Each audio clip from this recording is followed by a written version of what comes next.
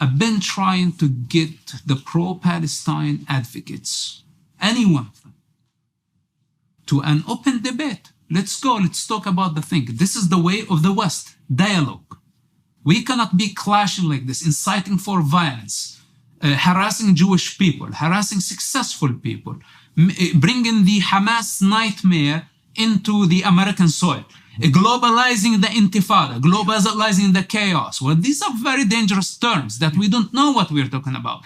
From the river to the sea. They don't understand that back in 1987, when people start chanting from the river to the sea, violence followed just shortly after that. And this is my childhood trauma. And when I saw the people chanting from the river to the sea, I knew we were in trouble. So this is why I tried to counter this force. But nobody wants to listen. So I thought to myself... Yeah, well, that narrative, that underlying narrative of victim, victimizer, that's very intractable. It's a very difficult thing to move. It's so morally attractive. Well, and try to get them out of their comfort, out of their convenient truth, and they will crucify you. This is the price you pay. So practically, just 2 days ago, we had a debate. I had to pay somebody $20,000 from my pocket to debate me on the topic because no one else agreed to Where was that? debate. Berkeley University. And that's one of the most respectful educational institutions that they cannot even host a debate on their own. A debater had to pay from his own pocket to bring his opponent to have a discussion. And the funny thing that this guy acts like a giant outside of the debate. Like when you see him at Jazeera, he's Al Jazeera host and was a CNN anchor. Delivered a speech to the United Nations and called from a United Nations podium from the river to the sea. But when he came to the debate, he agreed with 90% of the things that I was saying. I was like, then who are you? That you're outside, you know, just this outrageous anti-Zionist, anti-Israel, pro-Palestine, and all of a sudden here, you're just chickened out. And I cannot find a debate, like a decent debate. I've been calling them out. You know, come debate me, let's talk about this. This is not a joke. Children are dying. This is not a political stand. This is not a career. I'm not your typical expert coming on the topic. You get in the way where I'm trying to stop the death of innocent children, protect them from predators that have been killing them for 70 years by the name of Palestine. You get in my way, I destroy you if necessary. So I'm not politically correct. I cannot be, and I don't care if you cancel me or not. And I'm not in a position even to reason with you. We are at war right now. It's finished. We can talk about it later. But it breaks my heart that America is my country now. And I have responsibility towards the people. That we don't want to bring the intifada here. We don't want to globalize the intifada. In fact, we want to deglobalize it. We want to localize it. We want to cut all the foreign entities that have been trying to take advantage of this conflict. And we have to give the power to the people, to the Arabs. They are Arabs. They are not Palestinians. So please help me with this. This is what I've been trying to spread, that there is no such a thing as Palestine. Palestinian is a political identity. It's a corrupt one, a colonial one. It's actually very disrespectful for the Arabs who were born in that region to call themselves after a colonial entity and adapt it as a national identity. It's just absurd. This is why I don't use the term for myself. To say, no, keep them Arabs. They were born there. They have the birthright to be there. But what they don't need a state. They need a police force. They need education. They need economy. They need decent leadership that works towards building a nation. They need a civil constitution. They need to be friends with Israel and drop their stupid idea of destroying Israel because Israel is going nowhere. if they cannot see Israel as just the same way they see themselves, when they look at an Israeli child, like they see them as their own child, then we have a problem.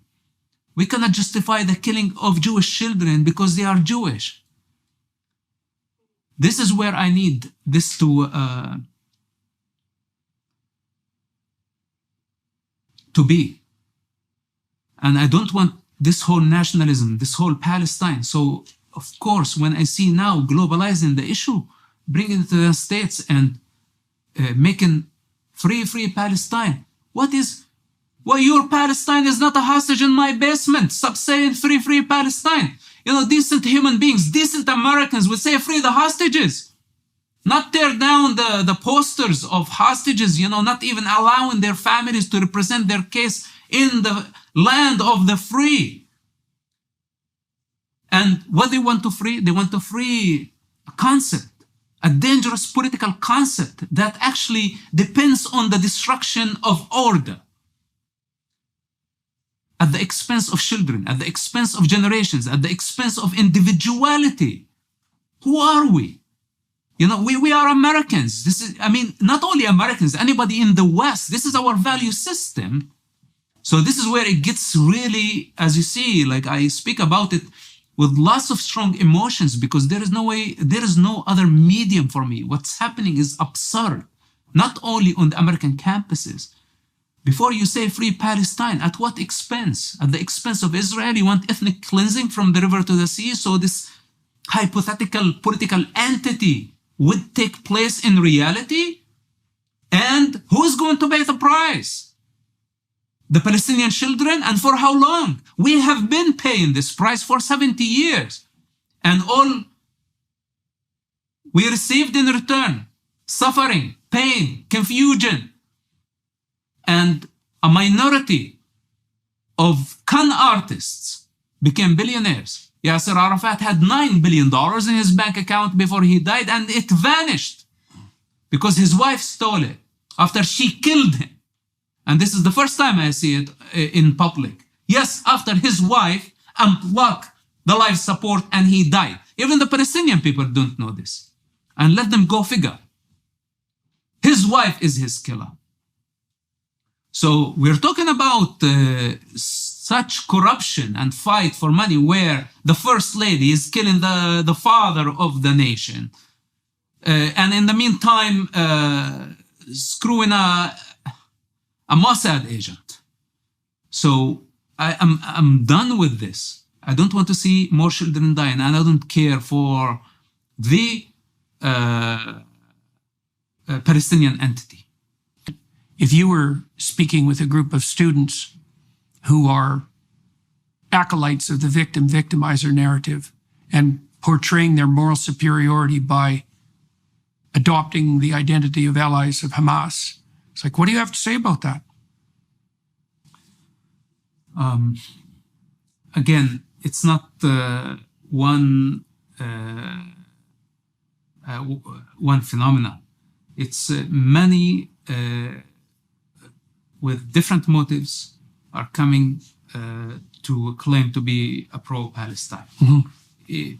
It's not only a pro-Hamas. Hamas is actually igniting the bloodlust in many of the demonstrators. Mm-hmm. So when Hamas scores and shed blood, this gives them the pleasure of inflicting pain on their opponent. Mm-hmm. They say, oh, they deserved it. Mm-hmm.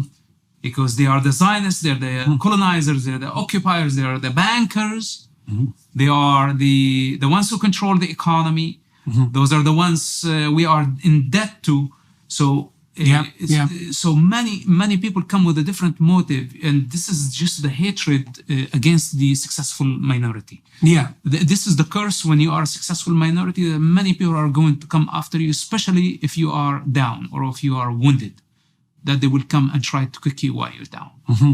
So many forces that they are, as we discussed at the beginning, that they are opposing forces, but somehow they got united in a very disgusting way. that shows you the moral decay of such groups. And I'm not talking only about students.